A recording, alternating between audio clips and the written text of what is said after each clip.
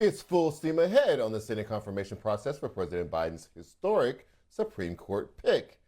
After meeting with Appeals Court Judge Ketanji Brown Jackson yesterday, the Senate Majority Leader told reporters he wants to confirm the nominee before the Senate leaves D.C. for 2 weeks starting on April 8th. The deadline supports the White House's hope to secure Jackson's seat on the court within 30 to 40 days of announcing her nomination. Judge Jackson also sat down with a number of Republicans yesterday, including Senate Minority Leader and the ranking member of the Senate Judiciary Committee, who said on Fox on Monday that her confirmation process will be polite and will not get bogged down in the gutter like Brett Kavanaugh's. And that's his characterization, not mine. But the media blitz around the Supreme Court nominee has already gotten ugly thanks to a certain Fox News host. Tucker Carlson's continued racialized positioning is predictable given his earlier complaints that Biden chose to nominate a black woman on the basis of sex and skin color. But Tucker Carlson is tearing a page out of the Donald Trump book by questioning Judge Jackson's credentials, just as Trump did of President Obama.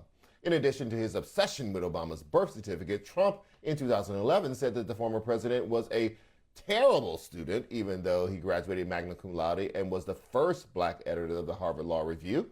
Still, he questioned how Obama had been admitted to Columbia University and Harvard Law School, saying, "I'm certainly looking into it.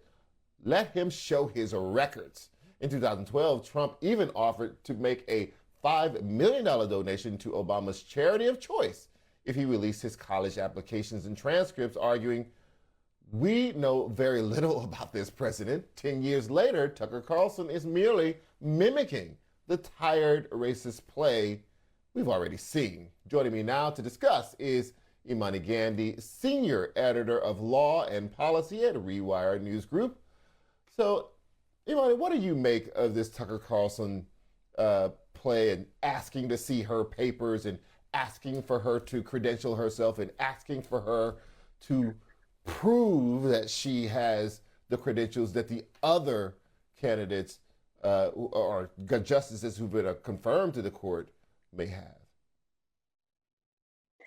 I see this as business as usual, honestly. When it comes to race relations in this country, when it comes to the ways in which Black professionals are viewed by the dominant white culture, by dominantly white corporate spaces, you know, Black lawyers, Black women lawyers are routinely underestimated, routinely questioned. If we get into Ivy League schools or if we attend Ivy League schools, our credentials are questioned. We're viewed as diversity picks or affirmative action picks. And it's so boring, honestly. It's so boring and predictable that I can't even really bring myself to get that upset or angry about it because it's just absolute nonsense.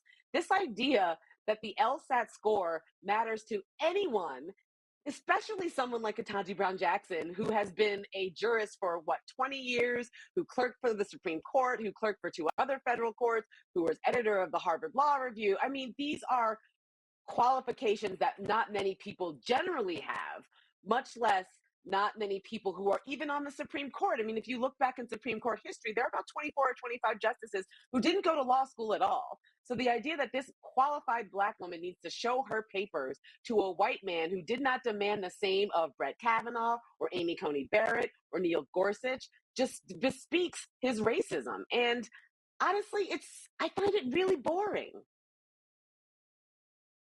And also, the judge's decisions are all public record. If he wants to know something, he can go back and read them. And we know where she went to school. So I don't know exactly what he's hoping to see. What is she supposed to produce that would be sufficient? Because, like you say, I don't think there is, in fact, anything that would make it sufficient. Republicans at this point don't seem to be gearing up for a fight. In fact, they keep saying that they're going to make it polite and cordial. It won't be like Brett Kavanaugh. That also is a false equivalency. Ketanji Brown Jackson is not a controversial nominee. You know, nobody's accusing her of assaulting anyone. So what do you make of this trying to make that play, to make themselves look like, oh, we are more, civil because we're not going to put her through what Kavanaugh went through. Kavanaugh went through that for a reason. Kavanaugh went through that for a reason. And also, they're lying when they say they're not going to put her. They're going to put her through something different than what Brett Kavanaugh went through because Brett Kavanaugh's a white man and she's a black woman. But it is absolutely not true that they're going to let her slide by. They are going to harass her. They're going to ask her ridiculous questions like she was asked at her DC Circuit Court of Appeals confirmation. John Cornyn asked her whether or not race had ever played a part in her decisions, whether she was racially biased. I fully expect John Kennedy to straight up ask her whether or not she thinks he's racist, because that's what he does. I mean, I feel like a lot of times when black women, when black people are before the Senate Judiciary Committee or before any sort of committee, seeking to be confirmed, part of their job is to soothe the sort of racial panic of the white people who are supposed to confirm them. And so what she is going to be asked to do is confirm that she's not a, quote, radical leftist, or that she's not some sort of black nationalist who is only going to adjudicate cases based on race, when that's not how she's adjudicated cases up till now.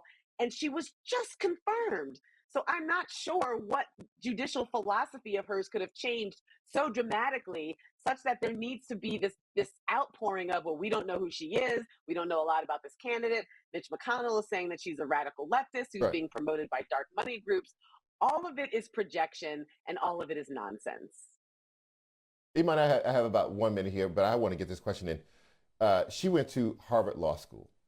Critical race theory was born at Harvard Law School. It is taught mostly at law schools. Do you expect critical race theory to play a major role in the questioning of Ketanji Brown Jackson?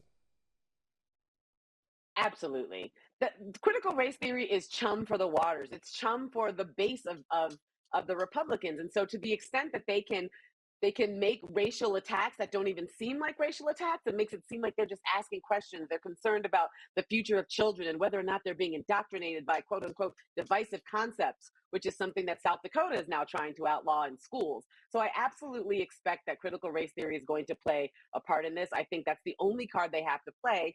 And like I said, it's such a boring race-based card that has no business being in these proceedings, specifically because she's so utterly qualified and she's already been through this process twice as a district court judge and as a court of appeals judge.